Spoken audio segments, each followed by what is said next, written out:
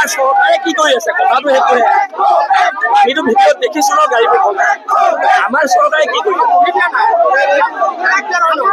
মুখ্যমন্ত্ৰী নিমাত হৈ আছে সকলো নিমাত আমি বহি থাকিম ন আহিব লাগিব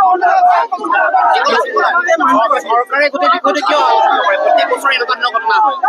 এইবাৰ পৰা নহ'ব এইবাৰ পৰা আমি প্ৰত্যেকবাৰে আমি আৰু অসমীয়া হৈ ইমান সহনীলে সদায় সহনীলে হৈ থাকিম নি অসমীয়া জাতি উদাৰ জাতি কওঁতে মাৰ খাই শেষ হৈছো হা এনে অৰুণাচলে মাৰিছে হা 18টাকে মানুহ গুলিয়াই মাৰিছে অৰুণাচলে এনেকে আমি জীয়াই থাকিম এনেকে জীয়াই থকাৰ কোনো প্ৰশ্নই নাই আহ্বান কি থাকিব আপোনালোকৰ চৰকাৰে যদি একো নকৰে এতিয়া প্ৰথম প্ৰত্যাক্ৰমণটো হৈ লওক তাৰ পৰা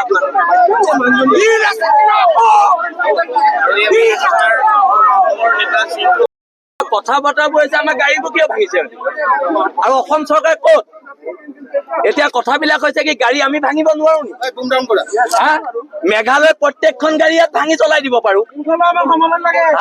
কিন্তু ইহঁতি সদায় আমাক মাৰি থাকিব ইয়াত আমি মেঘালয়ৰ চাকৰামি কৰিবলৈ ইয়াত থকা নাই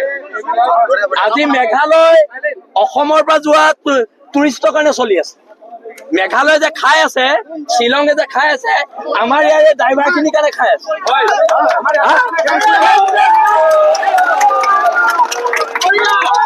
আৰু এটা কথা অসমৰ এটা ড্ৰাইভাৰৰ গাত যদি সিহঁতি হাত লগাই হাত ভাঙি দিয়া হ'ব ইয়াত গুমনামি কৰিবলৈ দিয়া নহব আৰু এটা কথা স্পষ্ট কোনো ড্ৰাইভাৰৰ গাত হাত দিব নোৱাৰিব কোনো অসমীয়া ড্ৰাইভাৰৰ গাত হাত দিব নোৱাৰিব অসমৰ কোনো ড্ৰাইভাৰৰ গাত হাত দিব নোৱাৰিব আৰু এটা কথা স্পষ্ট বীৰ লাচিত অসমৰ পৰা আমি কৈ দিছো এটা কথা কৈ দিছো মেঘালয়ৰ পৰা এখন গাড়ী গুৱাহাটীৰ পৰা এখনো গাড়ী মেঘালয় ৰেজিষ্ট্ৰেশ্যন গাড়ী ইয়াত সোমাব দিয়া নহ'ব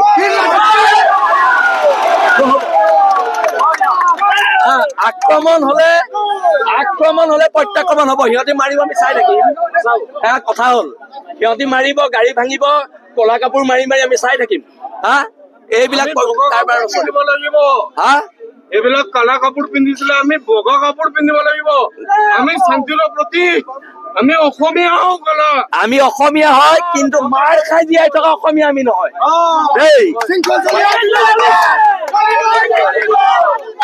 আমি ইয়াত বহিম ইয়াত কৰি দিয়া হওক কোনো জিন্দাবাদ কব নালাগে দৰকাৰ হলে ইয়াত আমি ত্ৰিপাল কৰি দিম ইয়াত বহিম সিহঁতৰ গোটেই মানুহখিনিক এখন গাড়ীয়ে বাচাব